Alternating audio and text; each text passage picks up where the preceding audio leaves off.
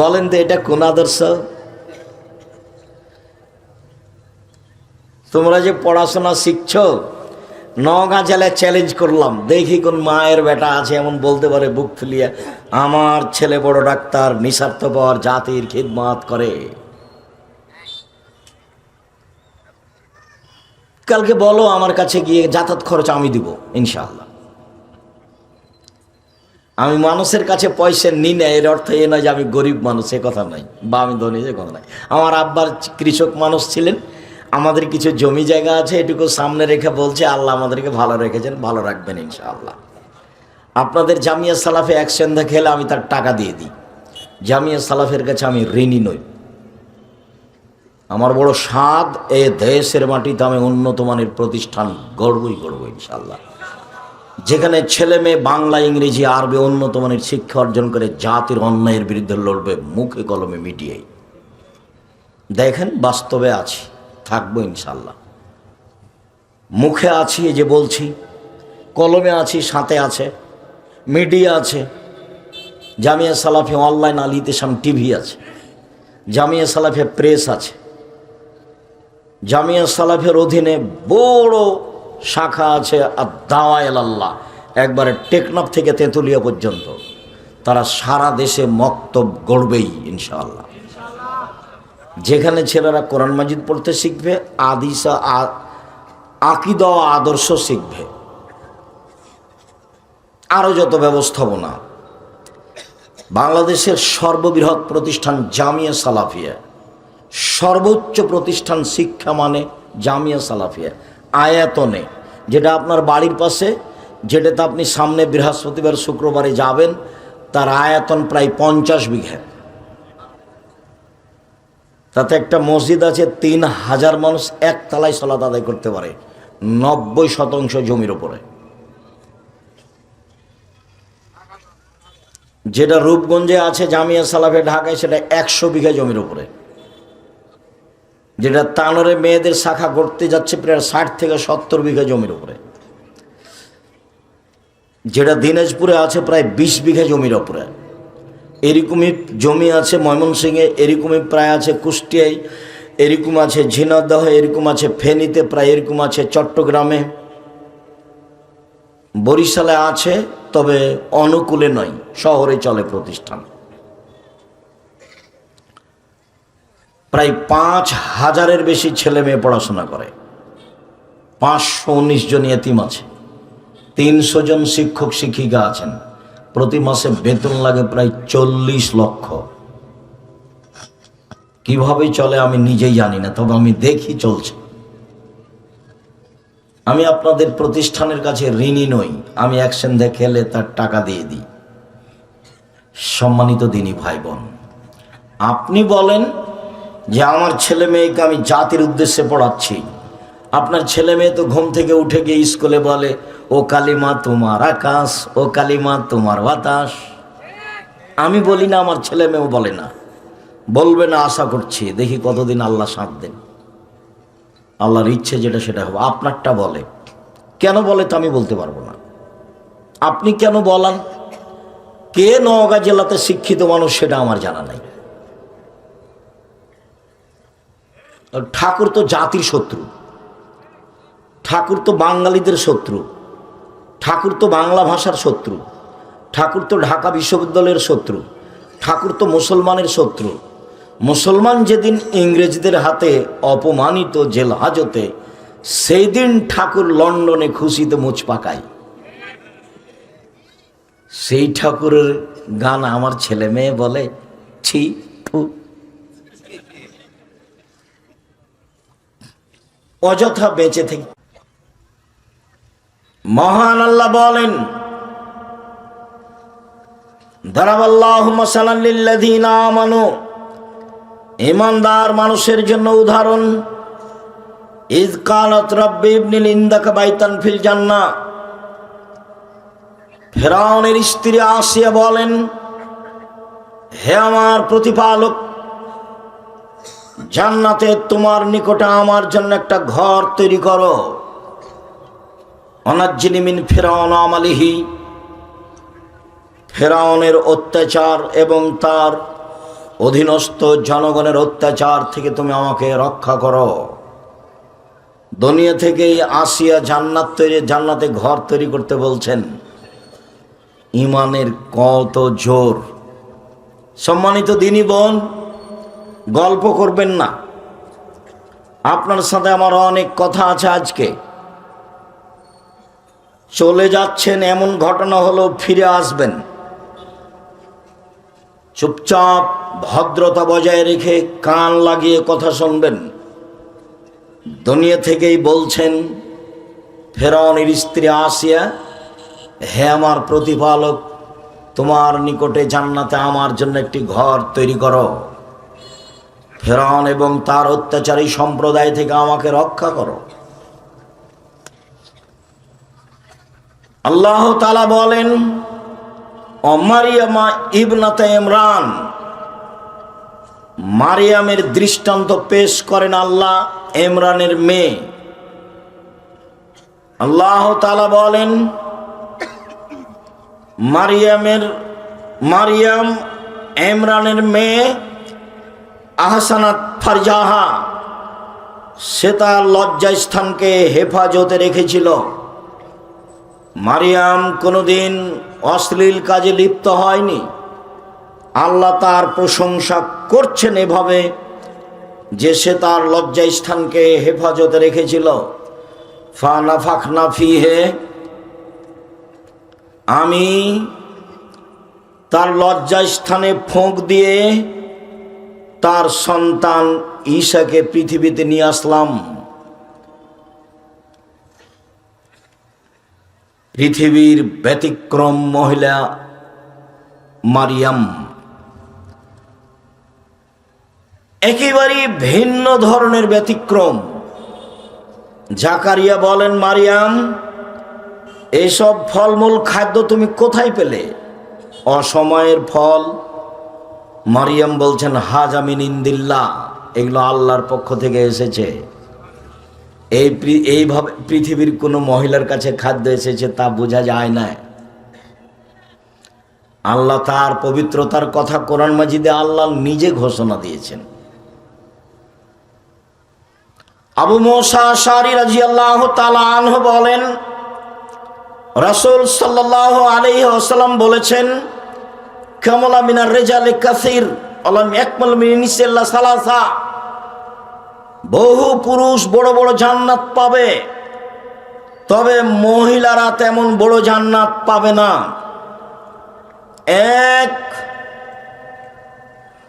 ইমরাত ফেরাউন, ফেরাউনের স্ত্রী আসিয়া বড় জান্নাত পাবে। দুই, বিনত ইমরান, ইমরানের মেয়ে মারিয়াম বড় জান্নাত পাবেন। তিন, ফজল আয়েশা আলা সাইরিন নিসায়ে কাফাজলি সারিদা আলা সাইরি তমে, আয়েশার সম্মান পৃথিবীর সকল মহিলার উপরে যেমনভাবে সারিদ খাদ্যের সম্মান সকল খাদ্যের উপরে। অত্র বুখারী মুসলিমের হাদিসে আল্লাহর নবী আয়েশা রাদিয়াল্লাহু তাআলা আনহাকে সবচেয়ে দামি মহিলা বলে উল্লেখ করলেন। কিছুক্ষণ পরে এর চেয়েও দামি মহিলা দেখা যাবে সময়ের গতিতে ইনশাআল্লাহ। আনাস রাদিয়াল্লাহু তাআলা আনহু বলেন, রাসূল সাল্লাল্লাহু আলাইহি ওয়াসাল্লাম বলেছেন, হাসবুকা নিসাউল আলামিনা, পৃথিবীর বড় মহিলা হিসাবে পৃথিবীবাসীর জন্য যথেষ্ট চারজন। পৃথিবীর বড় মহিলা হিসাবে পৃথিবীবাসীর জন্য যথেষ্ট চারজন। এক, মারিয়াম বিনতে ইমরান, ইমরানের মেয়ে মারিয়াম। দুই, খাদিজা বিনত খুয়াইলিদিন, খাদিজা খুয়াইলিদের মেয়ে। তিন, ফাতেমা বিনত মুহাম্মাদিন, মুহাম্মাদের মেয়ে ফাতেমা। চার, আসিয়া এমরাত ফেরাউন, ফেরাউনের স্ত্রী আসিয়া। যখন আল্লাহ রসুল পৃথিবীর শ্রেষ্ঠ নারীকে পেশ করলেন তখন এই চারজনকে উল্লেখ করলেন। এই চারজন সহ আরও দুইজনের কথা আমরা সাময়িকভাবে বলে আরও কিছু প্রয়োজনীয় নারীদের ব্যাপারে কথা বলতে যাচ্ছি। এক খেয়ালে চেয়ে থাকবেন, পৃথিবীতে সবচেয়ে সম্মানী জাতি নারী, ইহকালে ও পরকালে। নারী তার মান সম্মান হারিয়েছে নিজের চরিত্রের কারণে। অতীত জাহেলিয়াতের যুগে ওই সময়ে মানুষ নারীদের দাম দেয়নি। হিন্দুরা আজও নারীদের দাম দেয় না। হিন্দু মেয়েরা বাপের জমি জায়গা পায় না।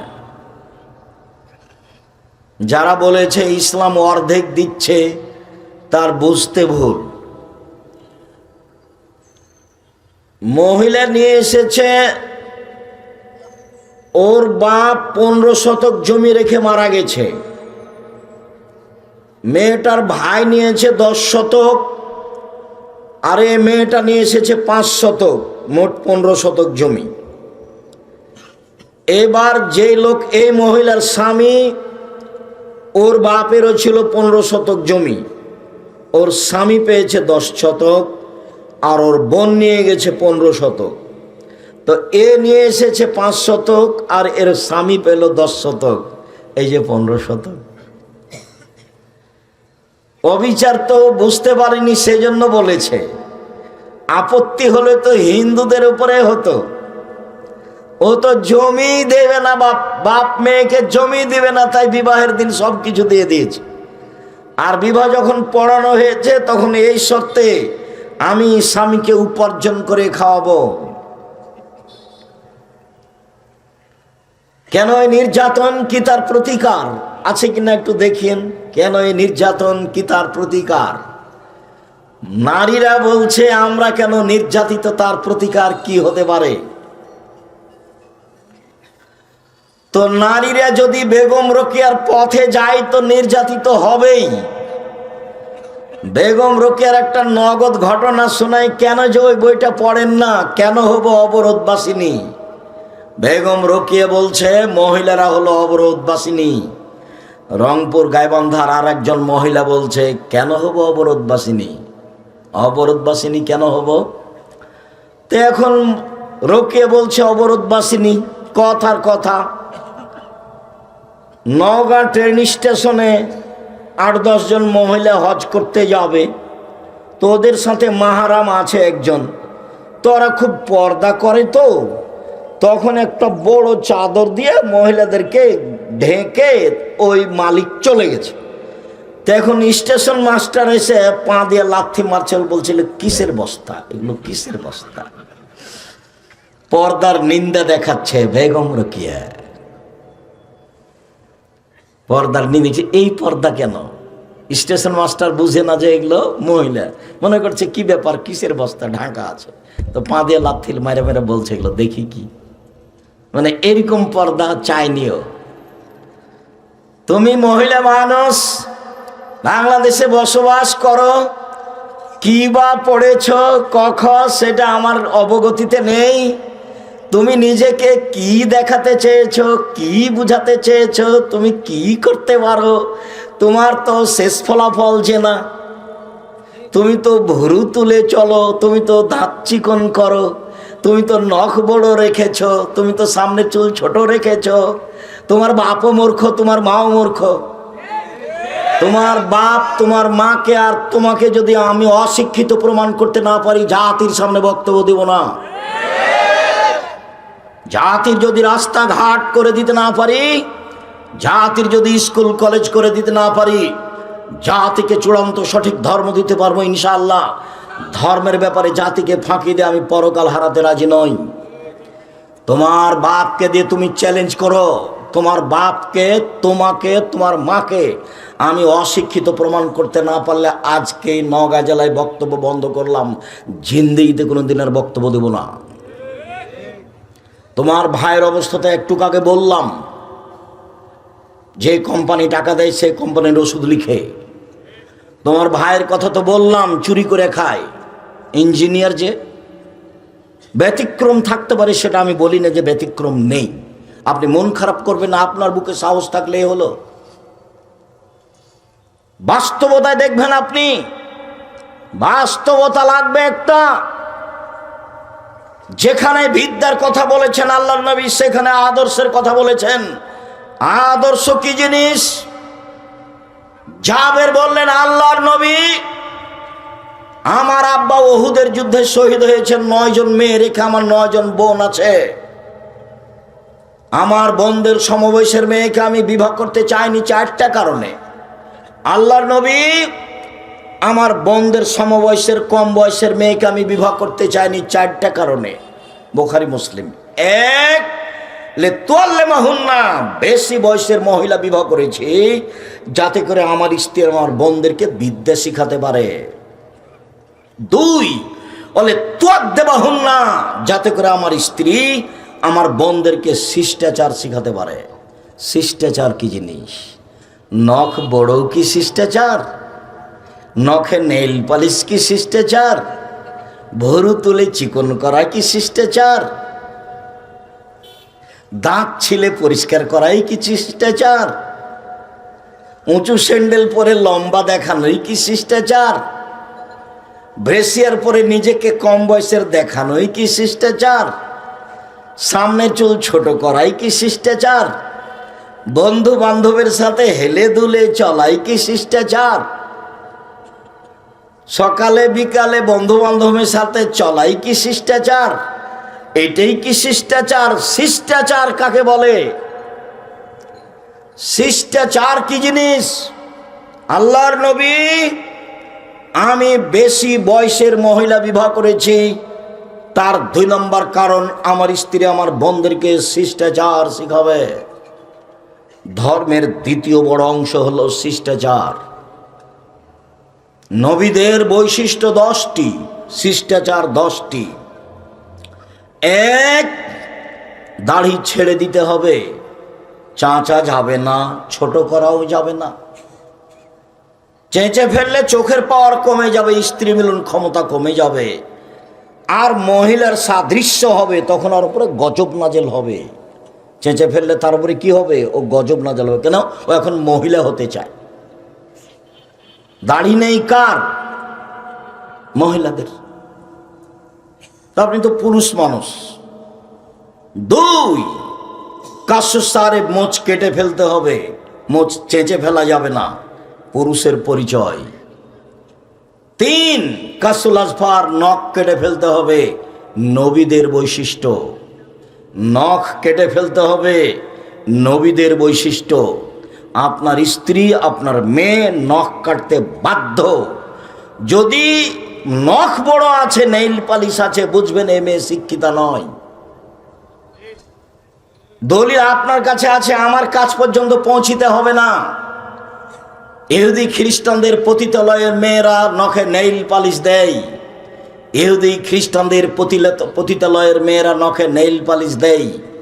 ইহুদি খ্রিস্টানদের পতিতালয়ের মেয়েরা নখে নেইল পালিশ দেয়। মুসলিম মহিলাকে হাতে মেহেদি দিতে হবে, হাতের নখে তো দিতে হবে, পায়ের নখেও দিতে হবে, দিতে বাধ্য। হাতের নখে তো দিতে হবেই, মহিলাদেরকে পায়ের নখেও মেহেদি দিতে হবে। নাক ফুলে বেতে বগলের লোম উঠিয়ে ফেলতে হবে, ব্লেড ব্যবহার করা যাবে না, নারী পুরুষ একই হুকুম।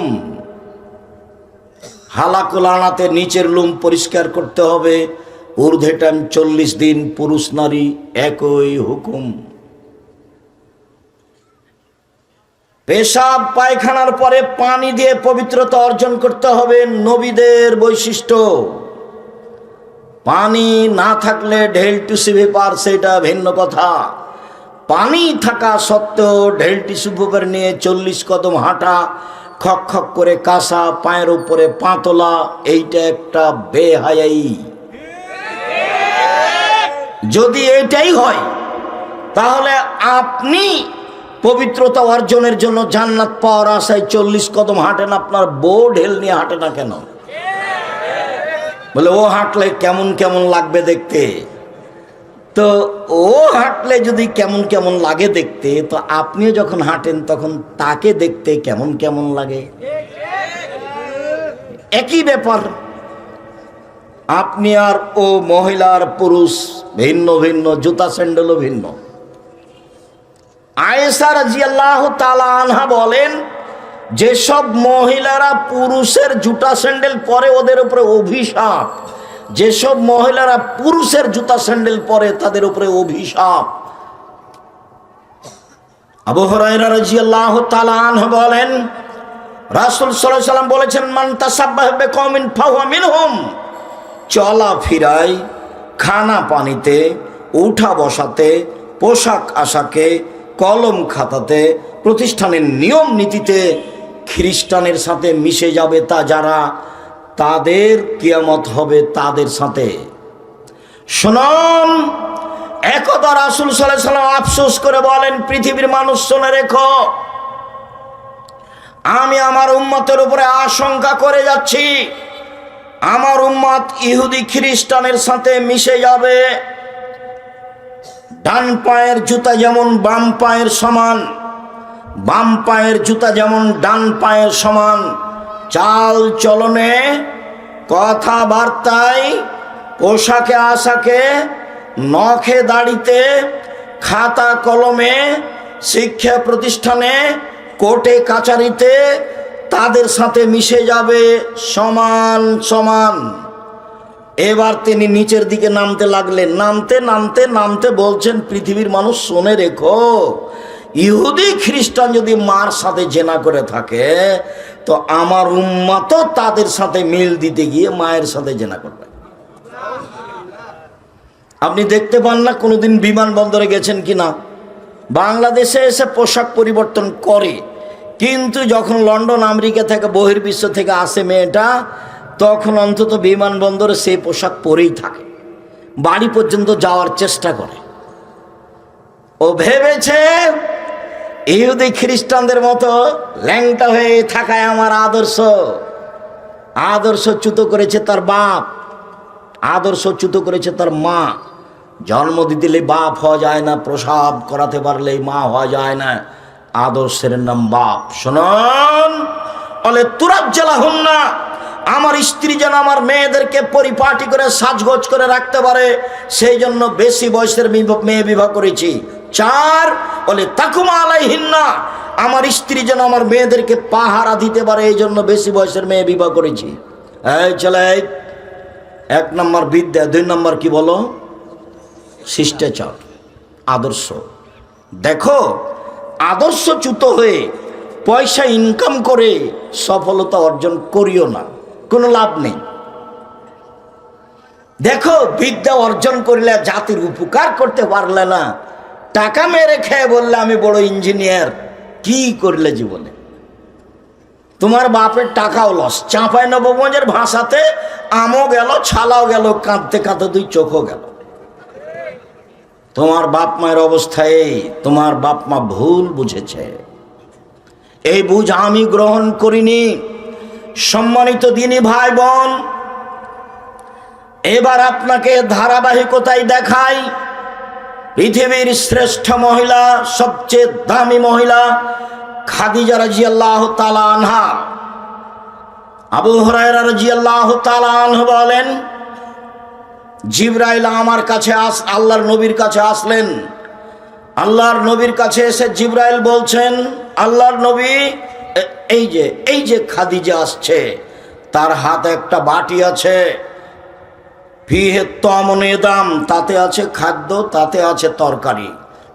এই যে খাদিজা আসছে, তার হাতে একটা বাটি আছে, তাতে আছে খাদ্য, তাতে আছে তরকারি। ফাইজা তাতকা, যখন খাদিজা আপনার কাছে চলে আসবে, জিবরাইল বলছে। কে কাকে বলছেন?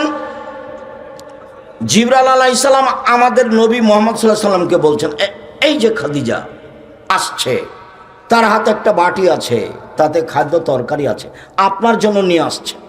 তো আপনার কাছে আসলে বলবেন, খাদিজা ফাকরা আলাইহা সালাম মিন রাব্বিহা, আপনি তাকে বলে দিবেন, খাদিজা আল্লাহ তোমাকে সালাম দিয়েছে। বলিয়েন, খাদিজা জিবরাইল তোমাকে সালাম দিয়েছে। অবাসসিরহা বিবাইতিন ফিল জান্নাহ মিন কাসাবিন লা সাকাবা ফিহি ওয়ালা কাসাব। আর এমন একটা জান্নাতে ঘরের কথা বলে দিবেন, যেই ঘরটা তার জন্য আল্লাহ হীরা মুক্তা মাণিক্য দ্বারা তৈরি করেছেন, যাতে কোনো হইচই নেই, যাতে কোনো কষ্ট ক্লেশ নেই, যাতে কোনো হইচই নেই, যাতে কোনো ক্লান্তি নেই। এক, আল্লাহ সালাম দিয়েছে। পৃথিবীর কোনো মহিলা আল্লাহর পক্ষ থেকে সালাম পায়নি। দুই, জিবরাইল সালাম দিয়েছে। তিন, জান্নাতে একটা ঘর তৈরি করা হয়েছে। আসিয়া দামি মহিলা, ফেরাউনের স্ত্রী, উনি বলছেন যে জান্নাতে ঘর বানান। আর জিবরাইল এসে আমাদের নবীকে বলছেন যে আল্লাহ জান্নাতে ঘর তৈরি করেছেন। এবার তফাৎ বুঝেন। এই ছেলে, ওই যে কম বুদ্ধির ছেলে পাশ থেকে উঠছোটা আপনি খেয়াল করেন না কেন? আমি তো আর কোনো কেচ্ছা কাহিনী নিয়ে আসিনি। আপনি ভদ্রতা বজায় রেখে কিছুক্ষণ অপেক্ষা করবেন। আমি আপনার বিদ্যার উপরে মাঝে মধ্যে আঘাত করতে চেয়েছি। কেন? যেই বিদ্যা আপনার ক্ষতি করে সে বিদ্যা মূলত বিদ্যা নয়। আপনি বাংলা ইংরেজি শিক্ষা অর্জন করেন, কিন্তু জাতির উপকারার্থে করেন। কার উপকারার্থে? জাতির উপকারার্থে। আরে পয়সা তো হিন্দুরও আছে, পয়সা তো ইহুদি খ্রিস্টানদেরও আছে, টাকা তো ওদের, পৃথিবী তো তাদের। ওই নবীর যুগেও ছিল পৃথিবী তাদের, আজও পৃথিবী তাদের। তো আপনি মধ্যখানে এসে তাদের সাথে মিশে যে কি করছেন এবার দেখেন।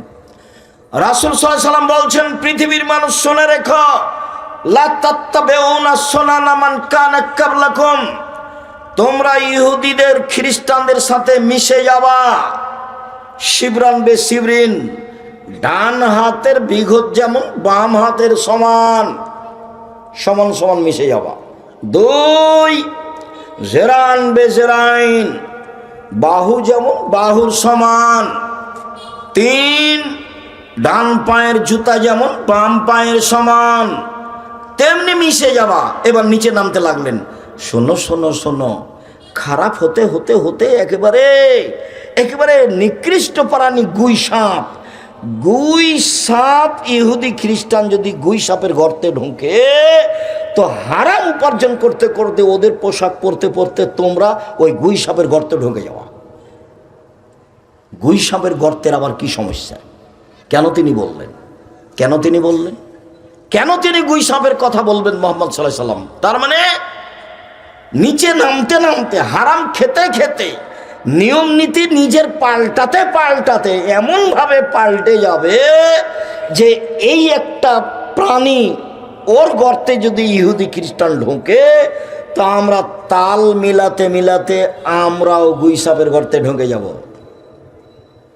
মুহাম্মদ সাল্লাল্লাহু আলাইহি ওয়াসাল্লাম বলছেন, পৃথিবীর মানুষ শুনে রেখো, আমার উম্মতের উপরে আমার বড় ভয় আশঙ্কা।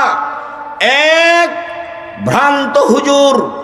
দুই, সাত্তালতাহিকু কাবাইলু মিন উম্মতি বিল মুশরিকিন, আমার উম্মত হিন্দুদের সাথে মিশে যাবে, এইটা আমার ভয়। তিন, সাত্তাবতু কাবাইলু মিন উম্মতি আল আওসান, আমার উম্মত মূর্তি পূজা করবে। বাড়িতে আছে ছবি মূর্তি, নেতা নেত্রীর আছে, তোমার বাপ মায়েরও আছে। আমাকে বলছে, আব্দুর রাজ্জাক সাহেব, আমার মাকে খুব ভালোবাসি, সেই জন্য এইভাবে আমার মায়ের ছবিটা বেঁধে সুন্দর করে রেখেছি। আমি বলছি, ছি, আপনি কুসন্তান, আপনি খারাপ সন্তান। ওর মাকেও সম্মান করছে কিভাবে?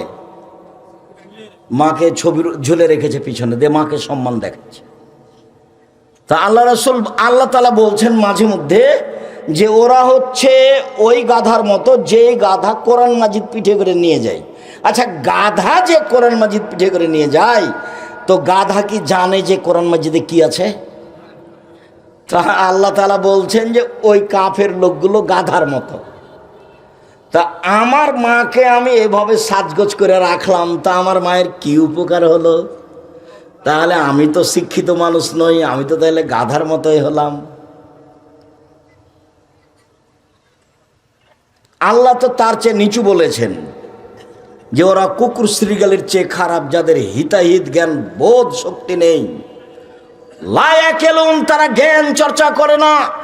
হাজারো শত জায়গাতে আল্লাহ কোরআন মাজিদে বলছেন ওরা বিবেক চর্চা করে না, ওরা জ্ঞান চর্চা করে না, ওরা ধ্বংসের মুখামুখি সম্প্রদায়, ওরা অশিক্ষিত সম্প্রদায়, ওরা গাধার মতো সম্প্রদায়, ওরা কুকুর শ্রীগালের মতো সম্প্রদায়।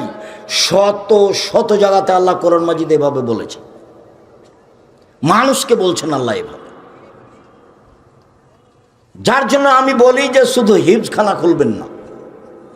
হিফজখানা খুললেন, ছেলেটা 5-10 বছর পড়লো, যত হাফেজ আসলো ও বললো আগের হাফেজে ভালো পড়ায়নি, বাদ ওটা, আবার চলো প্রথমে। ওই 6 মাস থাকলো, কি যে হলো, তারপরে নেই। আরেকজন হাফেজ আসলো, আগের হাফেজ ভালো হয়নি, নতুন করো। এরকম করতে করতে ছেলেটার বয়স 14 বছর হয়েছে। কতদিন? 14-15 বছরে। এ কিন্তু আর পড়ে দিবে না, ওর মাথায় একটা বড় টুপি আছে, তার উপর একটা লাল রুমাল আছে, এখন দাওয়াত খেয়ে বেড়ায়। তা আপনার মাঝে আর তার মাঝে পার্থক্য কি? আপনার মাঝে আর তার মাঝে পার্থক্য, আপনার মুখস্থ আছে ইখলাস আর ফালাক আর কুল আল্লাহু আহাদ, আর ওর একটু বড় আছে, এইটুকু পার্থক্য। আপনি যেমন বুঝেন না, ওইও তেমন বুঝে না। কেলাহুমা সাওয়া সাওয়া, দোনোকে বারাবার, সবাই সমান, দোনোকে সব বারাবার, সব সমান সমান। জীবনটা 16 আনায় মিছে, জীবনটা 16 আনায় মিছে। মাঝি চাঁদ কেন বাড়ে কমে তা কি আর বলতে পারি? 4 আনায় মিছে। এই হয় সে হয় 8 আনায় মিছে, এই হয় সে হয় 12 আনায় মিছে। বাতাস উঠেছে, নৌকা কেঁপে উঠেছে, দোলে উঠেছে। বাবু সাঁতার দিতে জানো বাবু? না রে বাবু, না, আমি তো সাঁতার দিতে জানি না। মাঝি বলে এখন দেখি বাবু তোমার জীবন 16 আনায় মিছে। বাপ বেটার জীবন 16 আনায় মিছে। মনে কিছু নিয়েন না, আপনাকে আমি কষ্ট দিনই, আপনাকে আমি বুঝাতে চাচ্ছি ভুল হিসাব। হিসাব আপনার ভুল আছে। সম্মানিত দ্বীনি বোন, আপনার ইমানের দুর্বলতা। আরে দেখেন না ইমান কি জিনিস? দুনিয়াতেই বলছেন যে আপনি বলে দেন খাদিজাকে, এক আল্লাহ সালাম দিয়েছে। আরে খাদিজা তো মানুষ, অন্য কিছু নাকি? খাদিজা কি অন্য কিছু? এটি তো মানুষ। 2 জিবরাইল সালাম দিয়েছে। 3 জান্নাতে ঘর তৈরি করা হয়েছে। তা আব্দুর রাজ্জাক সাহেব 2-1টা খাদিজার কথা বলবেন, একটু শোনান না। আমরাও জানি যে খাদিজা মহিলা মানুষ, কিন্তু কি করতে পারি আপনাকে একটু বলি। তাহলে একটু 1 মিনিট এক খেলে চেয়ে থাকবেন। মুহাম্মদ সাল্লাল্লাহু আলাইহি সাল্লাম একদিন গারে হীরা থেকে এসে বলছেন, খাদিজা খাদিজা খাসি আলা নাফসি, আমি মনে হয় মরে যাব, আমি মনে হয় মরে যাব। জাম্মিলুনি জাম্মিলুনি, কম্বল দিয়ে আমাকে জড়িয়ে ধরো, আমার যে কি হয়। এই কথা আল্লাহ রাসূল বললেন। এবার খাদিজা বলছেন, দেখেন আপনাকে একটু পার্থক্য দেখাবো, চেয়ে থাকবেন এক খেয়ালে। এবার খাদিজা রাদিয়াল্লাহু তাআলা বলছেন, কাল্লা, কখনো নয়, অসম্ভব, এটা হতে পারে না, আপনার কোনো সমস্যা হবে না। আল্লাহে, আল্লাহর কসম, আল্লাহে, আল্লাহর কসম, আল্লাহে। 4 তাকরিজ জাইফা, মেহমানকে খাবার দেন। 5 বিপদগ্রস্তদের সাথে থাকেন। কখনো নহে, অসম্ভব, কিছুই হবে না, আল্লাহর কসম, আল্লাহর কসম, আল্লাহর কসম। 1 সদাচরণ করেন।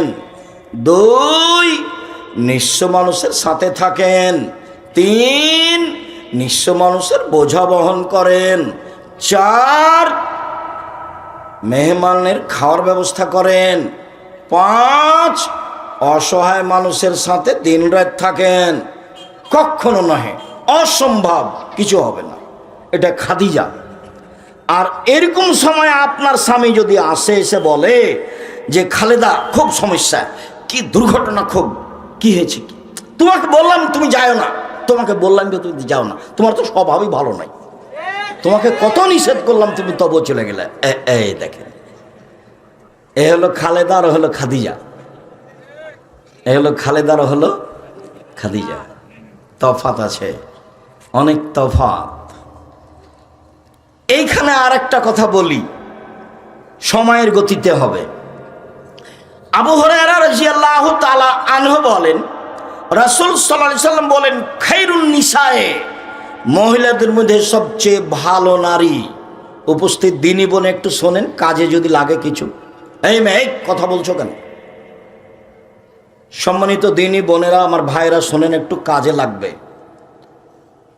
পৃথিবীর মধ্যে সবচেয়ে ভালো নারী এক, আল অদুদ, স্বামীর সাথে প্রেম বিনিময়ে ভালোবাসায় আগ্রহী যারা। দুই, আল অলুদ, বেশি বেশি ছেলে মেয়ে সন্তান দিতে পারে যারা। তিন, আল মৌতিয়াত, স্বামীর সাথে সমবেদনায় ব্যথিত যারা। চার, আল মুসিয়াত, স্বামীকে সান্ত্বনা দিতে পারে যারা। মানে স্বামী তো বাইরে যায়, সমস্যা থাকতেই পারে, আপনি তার সাথে ক্ষেপে উল্টা কথা বলছেন কেন? প্রথমে বলবেন, চিন্তা করবেন না। এ দেখেন প্রথমে কি বলবেন, না বুঝাতে পারি না। উপস্থিত দিনী বোন শোনেন শোনেন, প্রথমে কি বলবেন? খাদিজা বলছেন, আল্লাহ রাসূল বলছেন, খাসি তো আলা নাফসি, আমি মনে হয় মরে যাব নাকি, আমার যে কি হয় খাদিজা, আমাকে কম্বল দিয়ে চেপে ধরো, কম্বল দিয়ে চেপে ধরো, আমাকে কম্বল দিয়ে চেপে ধরো, খাদিজাকে বলছেন। তখন খাদিজার উত্তরে বলছেন, কাল্লা, কখনো নয়, অসম্ভব, হতে পারে না। বুঝা গেল না উত্তর? খাদিজা তো জিজ্ঞাসাই করেননি যে কি হয়েছে, ঘটনা তুমি বলো না। আরে বলো না ঘটনা কি, এগুলো বলছে না। তুমি বলবে না কি হয়েছে, কি ঘটনা, তুমি বলবে না, এ কোনো কথা নেই। উত্তরে বলছেন, কাল্লা, কখনো নয়, অসম্ভব, এটা হতে পারে না। তারপর বলছেন, আল্লাহে, আল্লাহর কসম, আল্লাহে, আল্লাহর কসম, আল্লাহে, আল্লাহর কসম, আল্লাহ আপনাকে অপমান করবেন না। হলো, কোনো কথা বলেনি। তারপরে এবার কারণ বলছেন, 1, 2, 3, 4, 5, আর একটা আছে 6। চলেন আমার চাচার কাছে, চলেন ওয়ারাকা ইবনে নওফলের কাছে চলেন, চলেন একটু ব্যাপারটা জেনে আসি। সান্ত্বনা দিচ্ছেন, আরও নিয়ে যাচ্ছেন সাথে করে, স্বামীকে সাথে করে নিয়ে যাচ্ছেন পৃথিবীর সবচেয়ে বড় দামি মানুষ। স্বামীকে নিয়ে গিয়ে বলছেন, চাচা দেখেন তো আপনার ভাইয়ের ছেলে কি বলে। হ্যাঁ মোহাম্মদ, বলো তো কি হয়েছে। মোহাম্মদ সাল্লাল্লাহু আলাইহি সাল্লাম বলেন, আমি গারে হিরাই ছিলাম, কে আমাকে এসে চেপে ধরে বলল পড়ো। আমি বললাম পড়তে জানি না।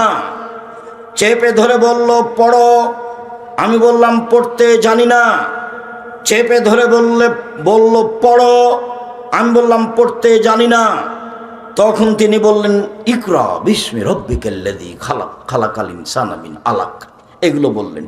এই পর্যন্ত বলতেই ওরাকা বলছেন, আরে থামো থামো, শোনো শোনো শোনো, ও তো জিবরাইল, তোমাকে তো এলাকার লোক বের করে দিবে। দ্বিতীয় কথা এটা, ও তো জিবরাইল, তোমাকে তো এলাকার লোক বের করে দিবে। তখন আল্লাহ রসুল বলছেন, আমাকে বের করে দিবে, এটা উনি বিশ্বাস করতে পারছেন না। সবাই ভালোবাসে, আমাকে বের করে দিবে কেন? তখন ওরাকা বললেন, জীবনে যার কাছে জিবরাইল এসেছে তাকে গ্রামের লোক বের করে দিয়েছে, তোমাকেও দিবে। সম্মানিত দিনী ভাই বোন, বলছিলাম রাসূল সাল্লাল্লাহু আলাইহি ওয়াসাল্লাম বলেন, খায়রুন নিসায়ে, মহিলাদের মধ্যে সবচেয়ে ভালো মহিলা। একদা আল্লাহ রাসূল বললেন, 1, নবী জান্নাতে যাবেন, 2, শহীদ জান্নাতে যাবে, 3, এই ছেলে কোনো কথা আপনি ওইভাবে বলছেন কেন? চুপে হাতের ইশারায় বলবেন, আর পাশ থেকে কোনো ছেলে যেন উঠতে না পারে এটা খেয়াল করবেন। আমি আপনার চেয়ে বেশি ব্যস্ত আছি। 4, শহীদেরা জান্নাতে যাবে। 5 মহিলারা জান্নাতে যাবে। এই সিরিয়ালে আমি আর আপনি নেই। আবার দেখেন, 1 নবীগণ জান্নাতে যাবেন, 2 শহীদেরা জান্নাতে যাবে, 3 সত্যবাদীরা জান্নাতে যাবে, 4 সন্তান প্রসবে মারা যায় যেসব মহিলা তারা জান্নাতে যাবে, 5 তোমাদের স্ত্রীরাও জান্নাতে যাবে। কিভাবে? 1 স্বামীর সাথে প্রেম বিনিময় ভালোবাসায় আগ্রহী যারা, 2 বেশি সন্তান দিতে পারে যারা, 3 একটু স্বামীর সাথে গন্ডগোল হলে হাত ধরে বলে, যতক্ষণ পর্যন্ত আপনি আমার উপরে সন্তুষ্ট না হবেন ততক্ষণ পর্যন্ত আমি খাদ্য খাবো না। জান্নাতি নারী এরা, এই কথা মুহাম্মদ সাল্লাল্লাহু আলাইহি সাল্লাম বলেন। এতে আমাদের ব্যক্তিগত কোনো হাত নেই। রাসূল সাল্লাল্লাহু আলাইহি সাল্লাম বলেন, ইব্রাহিম আলাইহিস সালাম তার স্ত্রী সারাকে নিয়ে এক এলাকা পার হচ্ছিলেন। ইব্রাহিম আলাইহিস সালাম বললেন, সারা, তোমাকে যদি কেউ জিজ্ঞাসা করে এইটা কে, তুমি বলিও এইটা আমার ভাই। কেন? আমি তোমার কথা বলে দিয়েছি, তুমি আমার বোন, তুমি আমাকে মিথ্যুক প্রমাণ করো না সারা। সারা, মনে রেখো এই মাঠের ওপরে 2 জন মুসলমান, আমি আর তুমি, এই হিসেবে আমরা ভাই বোন বটে। কৌশল করে ইব্রাহিম আলাইহিস সালাম তার স্ত্রীকে রক্ষা করতে পারলেন না। তার স্ত্রীকে বললেন, স্বৈরাচারী শাসক তোমাকে ডেকেছে, তুমি যাও। সারা স্বৈরাচারী শাসকের ঘরে ঢুকলেন। ঘরে ঢুকতেই স্বৈরাচারী শাসক দাঁড়িয়ে হাতটা তার দিকে আগিয়েছে। তখন সারা বলছেন, থামেন, আগে ওযু হবে, 2 রাকাত সালাত হবে, তারপরে কোনো কথা।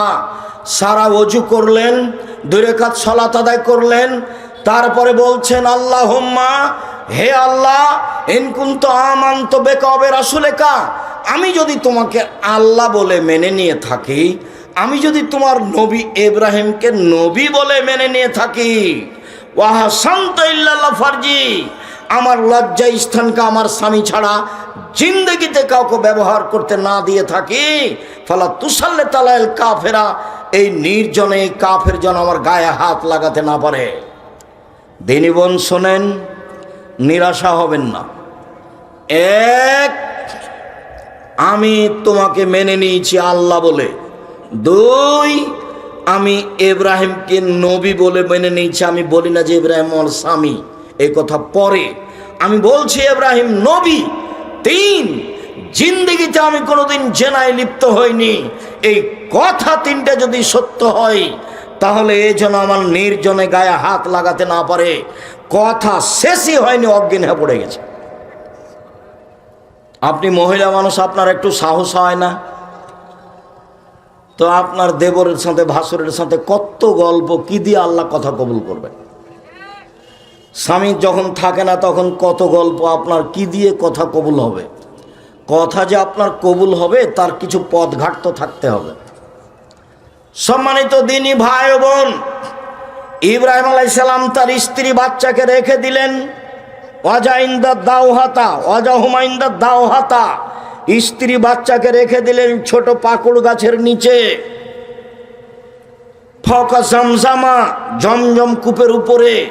ফিয়াল আল মসজিদে, মসজিদের পাশে। তখন মসজিদ নেই, রেখে দিয়ে তিনি হাঁটছেন। পিছনে পিছনে হাজেরা বলছেন, ইয়া ইব্রাহিম আইনা তাজহাব, ইব্রাহিম আপনি কোথায় যাচ্ছেন? ইয়া ইব্রাহিম আইনা তাজহাব, আপনি কোথায় যাচ্ছেন?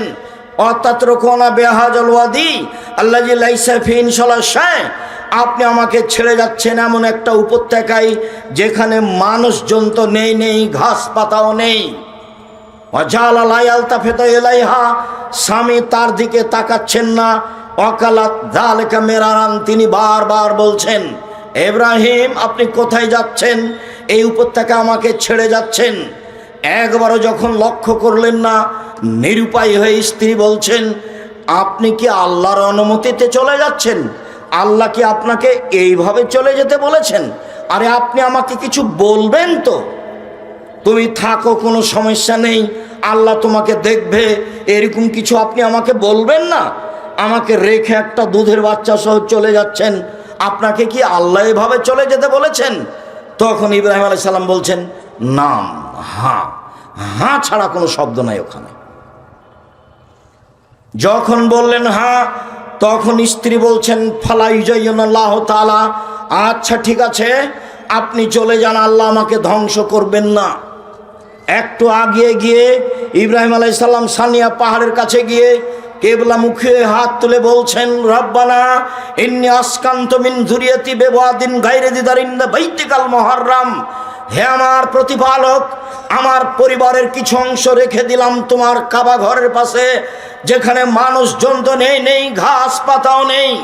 একটু আগে স্ত্রী যা বললেন স্বামী তাই বলছেন। একটু আগে স্ত্রী বললেন, ইব্রাহিম আপনি আমাকে ছেড়ে কোথায় যাচ্ছেন, যেখানে মানুষজন তো নেই, ঘাস পাতাও নেই।